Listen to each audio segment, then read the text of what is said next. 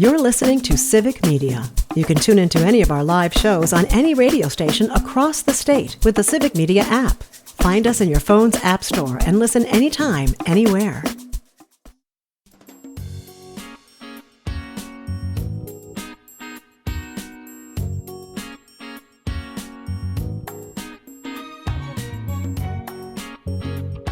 Live across Wisconsin on Civic Media, you're listening to Mornings with Pat Kreitlow, powered by Up North News. Now, from our Lake Wissota studio, here is the founding editor of Up North News, Pat Kreitlow. Thank you, Don Rue. Good morning. It's 7:06. Nice to have you here up north on this Thursday morning, July 3rd, 2025. Parker Olson's down in Madison at Studio A2.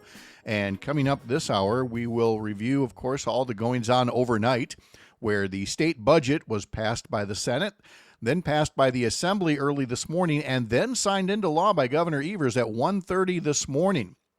Why the race? Because the federal budget that Donald Trump wants is going to do tremendous damage, or would have done more damage had the state budget not passed first.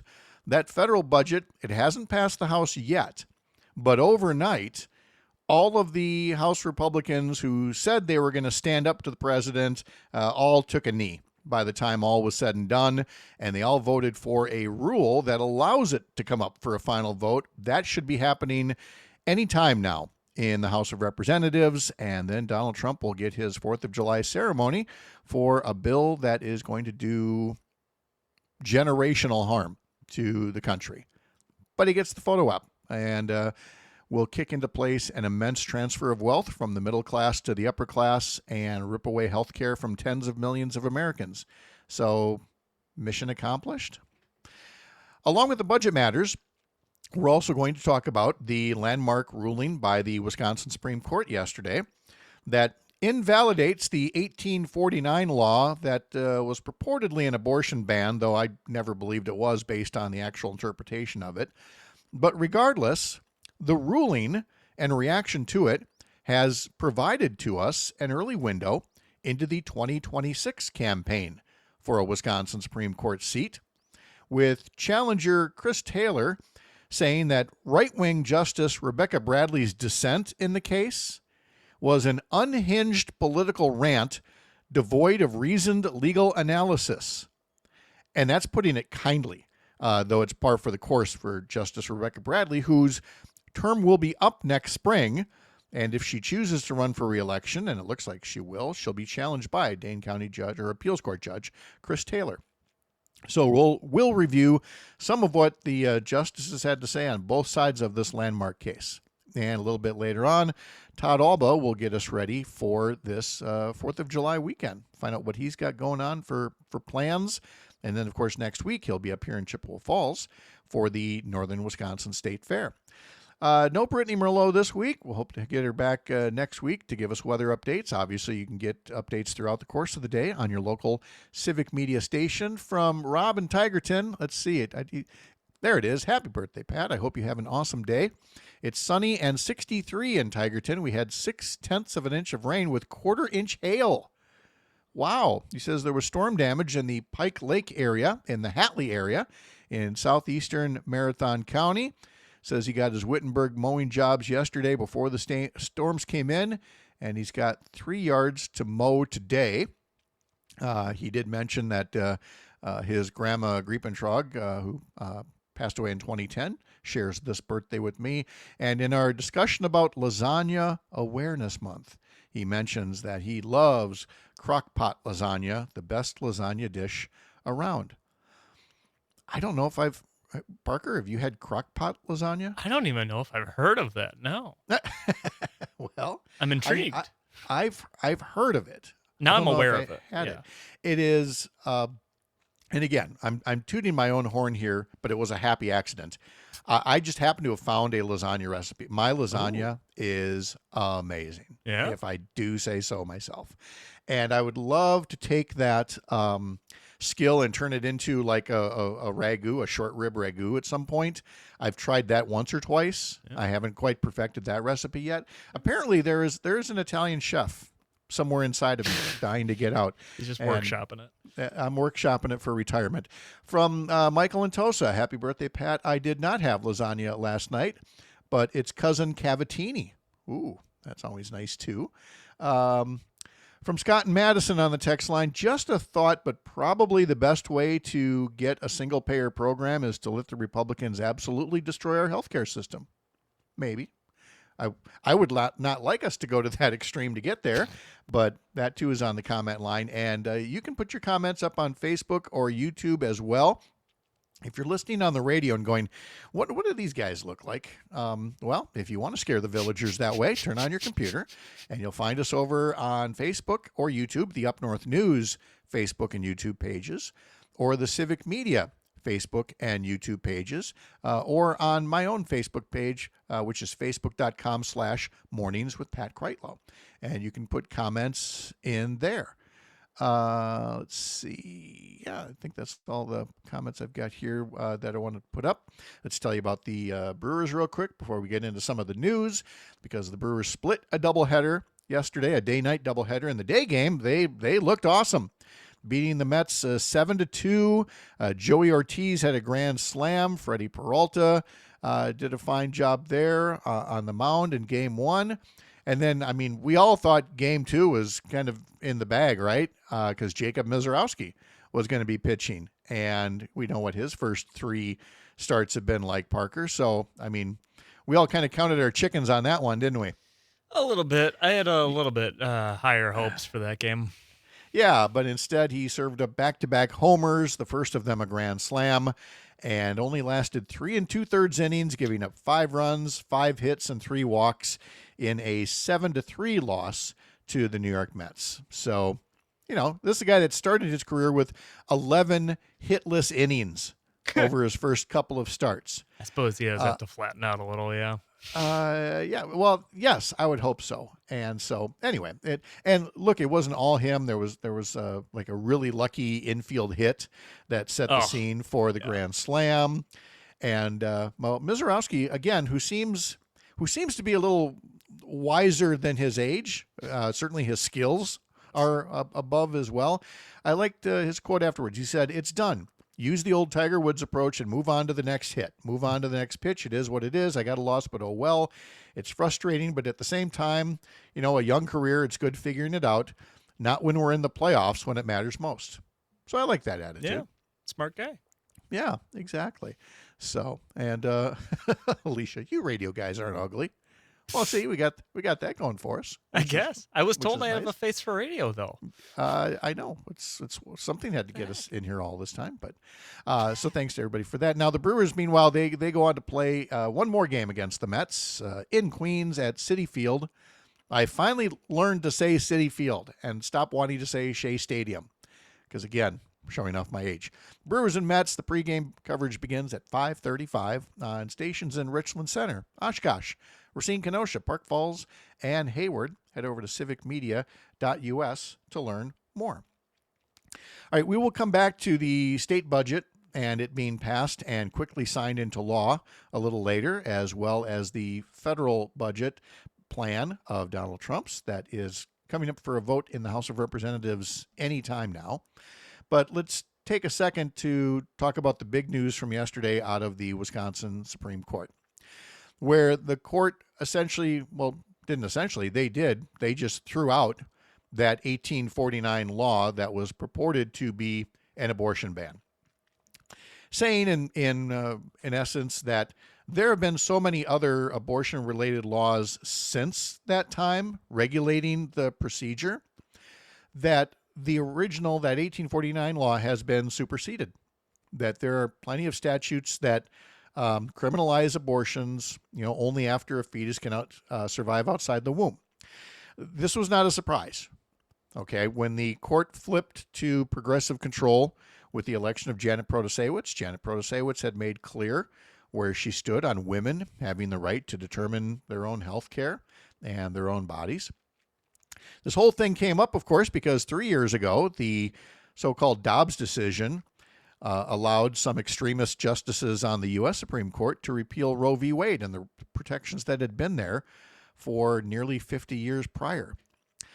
Planned Parenthood of Wisconsin Chief Strategy Officer Michelle Velasquez called the ruling a victory for patients and for basic human dignity, though she also expressed disappointment because the court also dismissed a second case. It was a Planned Parenthood lawsuit seeking a declaration that Wisconsinites have a constitutional right to an abortion. She said, at a time when politicians are doing everything in their power to strip away rights, Congress is voting literally right now to defund Planned Parenthood and block millions of people from the care we rely on. In one of the concurring opinions, Chief Justice Jill Karofsky shared the stories of 4 different women who lost their lives because they lived in states with abortion bans. And she included in that list her great-grandmother, who in 1929 tried to end a pregnancy and bled to death. She noted in Dobbs that in sending the impact back to the legislature, sending abortion back to the legislature in the Dobbs decision, Karofsky writes, the impact was cataclysmic. Among the sobering post-Dobbs statistics, I point to just one, Karofsky writes. During the 2-year period after the Dobbs decision, in the 14 states with abortion restrictions, it has been estimated that rapists have caused 65,000 pregnancies. And because only 5 of those 14 abortion ban states have exceptions for pregnancies caused by rape, it has been further estimated that almost 59,000 of the individuals impregnated by rape could not receive abortion-related care in this state. She's simply affirming what we've been talking about for 3 years, that we've gone from what people considered to be abortion on demand, which was never the case, but to essentially impregnation on demand. If you want to rape somebody and get them pregnant, it's easier now than it ever has been because of politicians that want to control your bodies.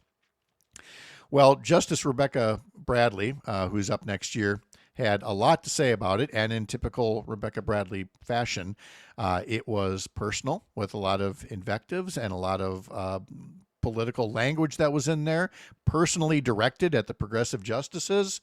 And thankfully, somebody's now standing up to that, and that would be Appeals Court Judge Chris Taylor, who released a statement saying that throughout her career as an attorney, legislator, and judge, I've been committed to ensuring that everyone has access to justice and our courts protect the fundamental rights of all Wisconsinites. Today's decision by a majority of justices correctly renders the 1849 law unenforceable, protecting an individual's right to make their most personal, private decisions about their bodies and their lives. In contrast to the majority opinion, Chris Taylor writes, Justice Rebecca Bradley's dissent constitutes an unhinged political rant devoid of reasoned legal analysis, using politically charged language unsuited for any judge, let alone a Supreme Court justice. Justice Rebecca Bradley continues to be more concerned with forcing her own right-wing agenda onto the people of our state than protecting our most basic constitutional rights and freedoms. And if you happen to hear what sounded like applause at some point yesterday, it was probably me. First reading this and applauding, because I have been watching or reading Rebecca Bradley's dissents over the past couple of years and her decisions over the past decade. And it is far past time that somebody finally stand up to them and call them out for the unhinged political rants that they are. A local update is next for some of you, and then we'll cover more of the day's news when we're all back together in about 15 minutes. From the heart of America's Up North, live from Lake Wissota. Thanks for making this the place to spend part of your mornings. I'm Pat Kreitlow. This is the Civic Media Radio Network.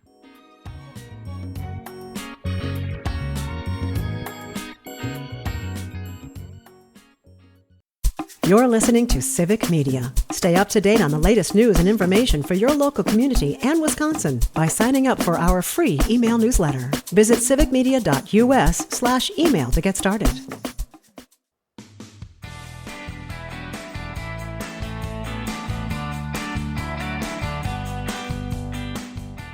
On the text line from Jim in Brookfield, happy birthday to a fair-minded individual with common sense who fights for the common good.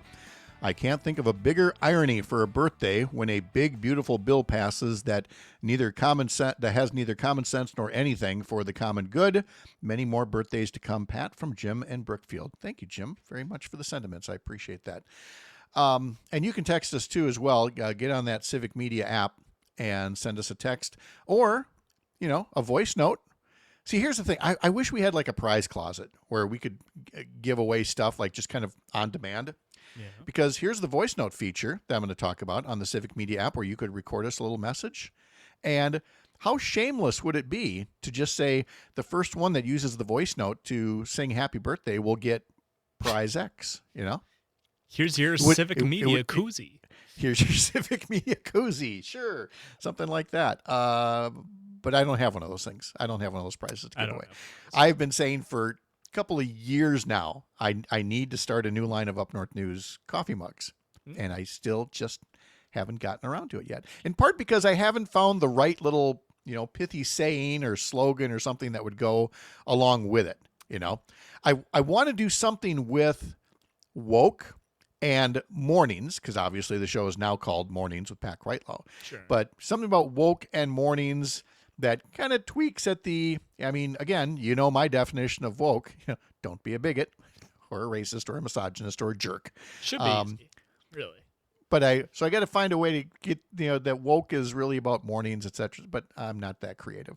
Anyway, you could share with us your suggestion through a voice note. Just use the Civic Media app and send us your thoughts on that as well. All right, I know what some of you were thinking from the last segment. Well, you only read Chris Taylor's statement that said that Rebecca Bradley was providing this unhinged political rant, and what did she actually write? And yes, I should have shared that first, and I did not. So I'm going to do it now. Bradley wrote that the court's liberal majority, the 4 justices, that the majority not only does violence to a single statute, it defies the people's sovereignty. The majority's decisions, she wrote, are motivated by the policy predilections of its members. And then she names names. Not content with effacing the law, Chief Justice Jill Karofsky rewrites history, erases and insults women by referring to mothers as pregnant people, slanders proponents of the pro-life perspective, and broadcasts dangerously false narratives about laws restricting abortion. Laden with emotion, steeped in myth and light on the law, the concurrence reads as a parody of progressive politics rather than the opinion of a jurist. The people of Wisconsin have surrendered self-governance to 4 liberal lawyers. No one, regardless of any political leanings, should want any 4 lawyers to make all the important decisions for we, the people, absent debate, discussion, or compromise. The Constitution doesn't allow it. In America, the law is king. The majority of this court has deposed the law. There is no greater affront to democracy. There is no greater threat to our republic. That was Justice Rebecca Bradley saying, there is no greater affront to democracy. There is no greater threat to our republic. And when Chief Justice Jill Karofsky wrote about those women who bled out and died because of abortion bans, Rebecca Bradley accuses her of rewriting history and erasing and insulting women by simply using the term pregnant people. So now that you've heard some of that, what are your thoughts on Chris Taylor saying that Rebecca Bradley's dissent constitutes an unhinged political rant devoid of reasoned legal analysis? Was Chris Taylor right when she said using politically charged language unsuited for any judge, let alone a Supreme Court justice? Justice Bradley continues to be more concerned with forcing her own right-wing agenda onto the people of our state than protecting our most basic constitutional rights and freedoms? Which one do you think was closer to being fact-based? I know. And yet for 15 years, conservative justices ruled the roost in the state Supreme Court. And now that they don't, now that the people have decided your values aren't in line with ours and have elevated Jill Karofsky to Chief Justice and elected Janet Protasewicz as Justice, and Susan Crawford will be joining next month formally. The couple of arch-conservative justices, Rebecca Bradley and Annette Ziegler, are not happy. And it is so reflected in their dissents.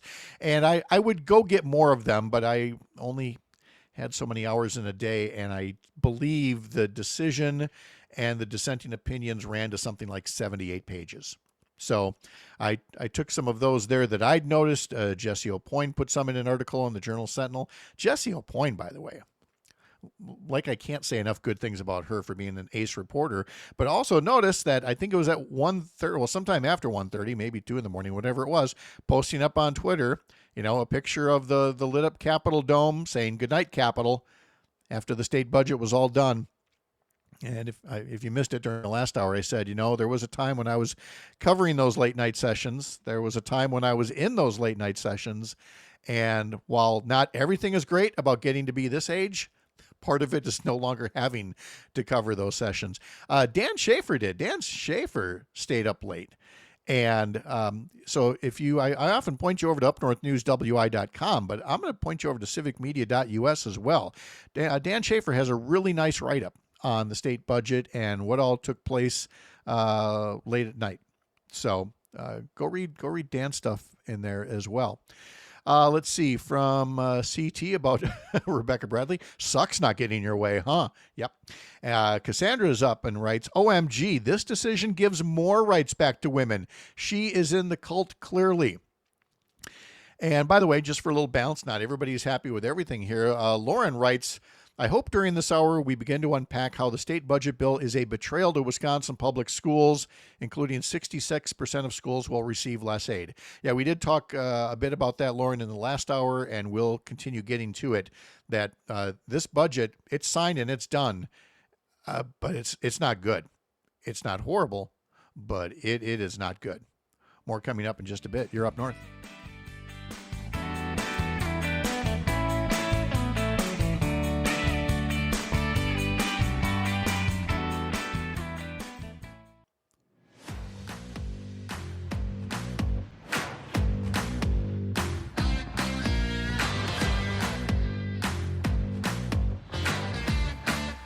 Welcome back to our Mornings on Lake Wissota, powered by Up North News here on the Civic Media Radio Network. I'm Pat Kreitlow. Nice to have you along on this July 3rd, and thank everybody for the greetings along the way. And also a lot of comments because there's a lot of news. There was the state Supreme Court decision yesterday throwing out the 1849 so-called abortion ban, so that's gone now.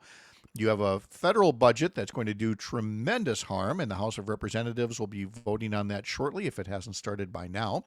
Then you had a state budget that was rushed to get passed ahead of the federal budget and the damage that it would have done to helping pay for health care in Wisconsin. But in rushing it through, it led to more no votes from people that said this is not right to be rushing this process when more needs to be done on the budget. In fact, I think this is all captured really well by Cassandra on YouTube.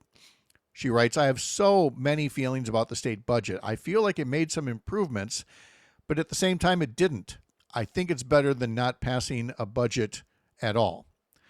Tony puts on YouTube, let's be honest, this is powered by coffee and brought to you by Up North News. Fair point, Tony. But it's in the title. It's powered by Up North News and coffee. There's going to be a lot of time to outline the things that work in this bill. There are tax cuts amounting to $1.3 billion. There is the spending of hundreds of millions of dollars on overdue building projects throughout our university campuses. There is an expansion of Medicaid funding.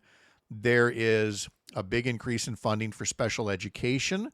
There is funding for new child care programs. But there's also an expansion of the second lowest tax bracket to include more filers. It exempts some retirement income from taxation. It eliminates the residential utilities sales tax, and it creates a film tax credit of up to $5 million a year. But it will also cost more to get a driver's license and buy license plates and title a vehicle. And then there are all the ways that it could have been better and the things that were missing. And over the break, I was looking, and it feels like you get a press release from every legislator, and that's fine. There's nothing wrong with that. But it's very tough to pick and choose what to share here. as far as especially from the legislators who voted no. And a lot of it has to deal with education funding. Lauren putting up the federal government is withholding education funding from schools. There are no real wins for schools right now. And that is definitely reflected in the press releases that came from many of the Democrats who voted no.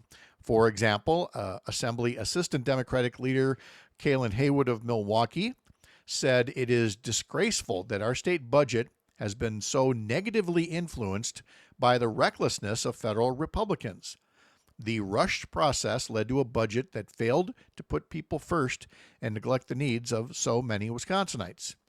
He talked about the Democratic amendments that were put up that would have addressed some of these gaps, increased funding for K-12 and for mental health, expand Medicaid, provide real property tax relief, provide more resources for lead pipe remediation. Unfortunately, he writes, Republican leadership ignored these proposals. It was, again, lacking expanding postpartum Medicaid coverage. There's no paid family leave in there. There are no additional school aids. There's no funding for mentorship programs. And that's all in the press release from Kaylin Haywood here. Let's see. Let me grab a couple of others. We had Senator Dora Drake here, also from the Milwaukee area, saying that after months of chaos and years of ineffective governance, legislative Republicans have failed to secure votes in their own caucus, and they came to us in the midnight hour for a bailout at the expense of our state losing almost $1 billion in federal funds. And she again cites that there are definitely some good things in the budget, but it is the lack of general school funding for districts across Wisconsin that means that the carousel of referendums is just going to go on and on and on, which means that property taxes are going to keep going up as the legislature, controlled by Republicans, continues into a 16th year of underfunding schools compared to the rate of inflation. Now, on the other hand, and yes, I'm going to be playing this game because, again, there are things to like, there are things to hate. Tony's got some real perspective on this when he writes on YouTube. Take everything that was removed from the governor's original budget, and that's your platform for what you get with a Democratic majority in 2026. Everyone can sing from the same hymnal. He says, we got concessions with fairer maps. Now we'll get progress with a majority. This is the best possible deal for now. It was decided when the votes were counted last November. And again, it's not great. He's right, but it's not great. You know, Lauren counters on Facebook, the Common School Fund will have a decrease of over $2 million per year. And so I have to sympathize or empathize with everybody who sees the good things in here, but who also knows so much more could have been done and that maybe a little more pressure could have been brought to bear on Republicans to put some of those things in the bill, but it had to be rushed because of the turkey in Washington, D.C. that is being, rushed through Congress instead. And when I say being rushed, I mean, again, heading to D.C. now, those House members, those House Republicans, I'll tell you, there were, as of 3 a.m. Eastern Time, there were still 5 Republicans who had voted no on what was up for consideration last night. In fact, let me back up and explain that. There wasn't a vote on the bill last night, the Trump big bloated boondoggle of a budget bill. The vote was on a rule to advance the bill to a final vote. So it's a procedural vote, but it was a big deal. If enough Republicans, if more than 3 Republicans had voted for that, for the rule, it would not have advanced to a vote. It would have killed it without them having to vote no on the bill, but simply voting no on the rule of having a vote. And they were adamant. They were saying, we're sending this back. We gave a bill to the Senate. It was a good bill. They ruined it. Now it's coming back to us and they want to jam it down our throats. We don't have to. The 4th of July thing is totally artificial.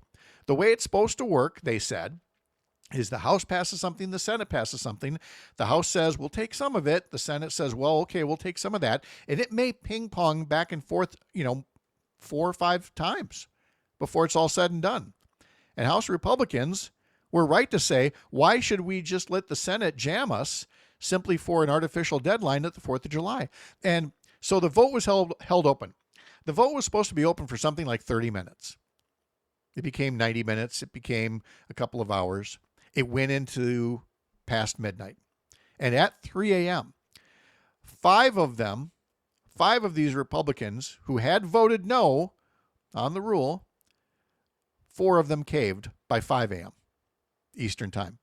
They had changed their votes to yes, and then the vote was taken, and Republicans supporting Trump had the votes necessary to advance the bill and send it to a final vote. And that's what's going to be taking place. But as of a couple of minutes ago, Democratic leader Hakeem Jeffries of New York has been holding the floor now for at least 3 hours, speaking ahead of the vote.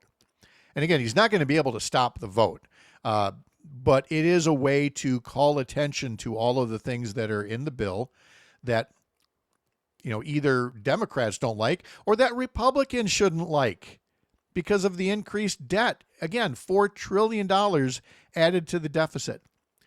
Congressman Seth Magaziner, Democrat of Rhode Island, said, "When we say the Republican Party has turned into a cult, this is what we mean.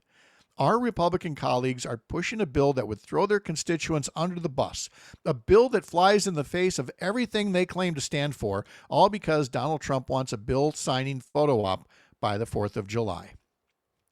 It does more, by the way. The bill also supercharges ICE, Immigration's Customs Enforcement. And so you will see, if you think you're seeing secret police kidnappings now off our streets, wait until there are 10,000 new ICE agents and 100,000 new detention beds. Trump's border czar said, you think we're arresting people now? Wait till we get the funding. Which leads me to this point, by the way.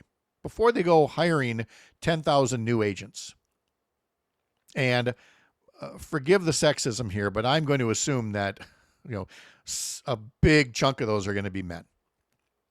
And like I've said before, in this country, a whole lot of men are approaching a fork in the road when it comes to an embrace of authoritarianism and toxic masculinity versus a modern world which does not defer to men simply because they're men. And I just want to remind those men approaching that fork in the road of whether to be one of these secret police or to do something more useful to society, that if later on, when the tide finally turns and you say, I was just following orders, or I just needed a job, that's not going to cut it when this is all said and done. One more point about immigration from Trump. In a Fox News interview, Trump is again trying to have it both ways on agricultural workers and people in hotels and hospitality, but especially about farmers. He says they're working on, quote, a temporary pass to address farmers' concerns. He described the effort as something where, quote, people pay taxes and where the farmer can have a little control, as opposed to you walk in and take everybody away. What does he mean by the farmer has a little control on whether there are like immigration raids on their property or not? Do you realize what he's describing? He's describing feudalism, where the people who work the land are even more under direct control of the landowners rather than the rule of law.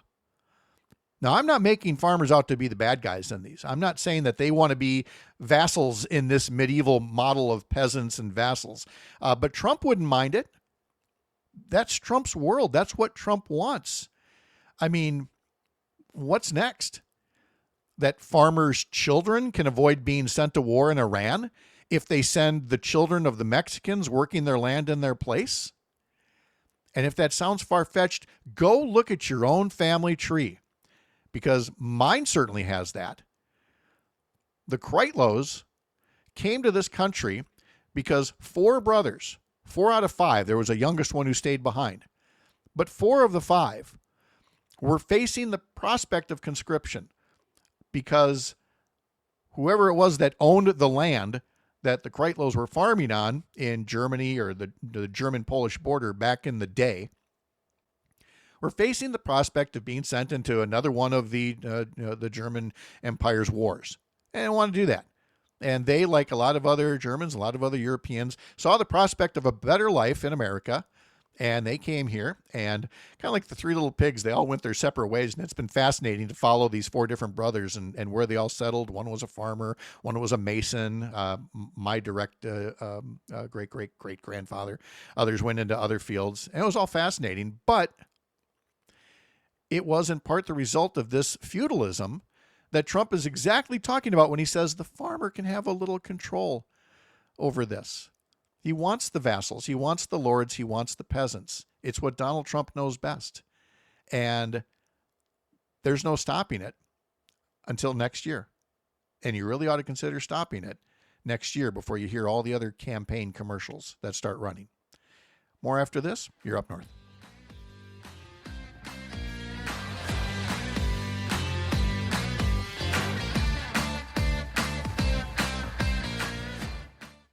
You're listening to Civic Media. Find the latest news, information, and archives of all your favorite shows on the Civic Media website, civicmedia.us.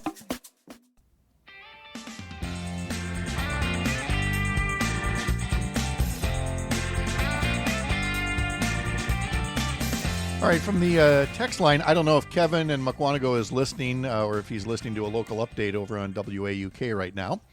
But he writes on the text line, so first the tariffs were going to drive the economy into the ground, correct? And then the economy was going to fall, according to you guys. And now with the passage of this bill, the sky is going to fall. You liberals seem to be wrong about everything. Kevin, my dude, job growth was negative last month. And by the way, Todd Allbaugh joins us now. Did you happen to see the clip of Maria Bartiromo live as the job figures came in? I did not. Oh, it's so good. She's talking, and I see this all the time. They're talking, making small talk until the number comes up on a screen in front of them. And the forecast was for whatever it was, like a 90 or 100,000 jobs gained, last month. Yeah. And she's like, and we're expecting 100,000 gained. Here comes the number now. Oh, and it was a loss of 30,000 jobs. And then she just went on, didn't talk about it for the rest of the time, pretended nothing happened. It's like nothing to see here, just that we are not that far away from the official declaration of a recession. So, yeah, don't talk to us about being wrong about everything. Just, again, we tried to warn you. Mr. Allbaugh, how are you? I'm well. I was going to say, happy birthday. And Thank Donald you. Trump thought, what the hell? Let's just give Kreitlow a recession for his birthday. So, I mean, there was something in it for you, Pat. There's something in it for you, something to talk about. No, happy birthday, my friend. Are you going to celebrate on a pontoon on Lake Minnesota? Let me get my little flag out. Yay! Look at that. Got a recession for folks on the radio.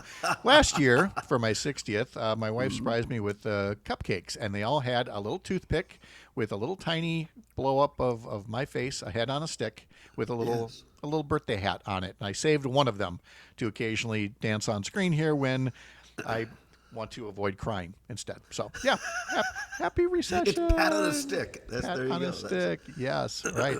Yeah, and as Tony notes, that's not even without the tariffs being fully implemented. I mean, we got so many places to go. Anyway, thank you for the birthday wishes on your show yesterday. That was fun. Yes, and we now have next week to look forward to, and the Northern Wisconsin State Fair. I cannot wait. We're going to be up there. I believe now it's a big 2-day event. Yes, last I heard. Yep, we can't contain you to one day. Oh, no, that's not that. That's not it at all. It's just there were chairs to fill. Okay. Todd's a good chair filler. All right. Well, but I'm happy to be up there. Happy that you're going to be on with us as well. Always a lot of fun. And I think it's for our statewide listeners. I know there's a lot of people who are like, there's a Northern Wisconsin State Fair. Mm-hmm. I'm into it. Not until last year when you and my sister and brother-in-law were so kind enough to show me around. I was super impressed. A lot of fun, lots of events to do. It's a family affair, and I can't wait. It's wonderful. It's here in Chippewa County, here in Chippewa Falls. And again, it's just it's just adorable. It's just such a cute little fair, you know. It's bigger than a lot of county fairs. It's certainly not, though, on the scale of a state fair. And there's a whole reason why you have these regional fairs, the Central Wisconsin State Fair and things like that. And it had a lot to do with, you know, not everybody could travel down to Milwaukee for the big state fair to show their animals and things back in the day. And so we now have these regional fairs that are really nice. There's going to be a lot of good acts on the stage. I think like Flo Rida is the one that I can think of. Hairball is going to be there. I know I'm missing one or two really good ones. But some good acts. But now, more importantly, Todd Allbaugh for 2 days, which Thursday and Friday of next week, which only begs the question, what is Thursday night going to be like next week when you are overnighting in Chippewa Falls? I don't know. I mean, it's going to be, as my former social studies teacher, Ken Lewis, once said, good time had by all. That's what it's going to be. It'll be a good time had by all. Good time had by those who will remember it. Yes. We've got that going for us. So, yeah, we're going to have to make some plans. So are you going to be able to join us on both days? On Thursday I am and absolutely joining you for both days, awesome. from 2 to 4, as you like to advertise the afternoon delight period now. So absolutely, just kind of come in, chill out. You got 3 hours of Tom Hartman, which is the latest national news. He'll sell you some crypto and put some stuff in a lockbox, and then we come on, and it's a lot of fun and just a little bit of a talk time. And for 2 days, talking about the Northern Wisconsin State Fair on Thursday and Friday with the one, the only, the suave, the debonair, the birthday boy, Pat Kreitlow. There you go. It was Foreigner that I'd forgotten about. Will be on Saturday. Foreigner's going to be there? Yep, on Saturday. Flo Rida on Friday. Hairball is Thursday. And Montgomery Gentry on Wednesday. Montgomery Gentry. Well, with Foreigner being in town, better be careful with all the new funding in D.C. ICE will be on the lookout. Some of those boys will be like, wait a minute, there's foreigners in town, let's go after them. Oh man.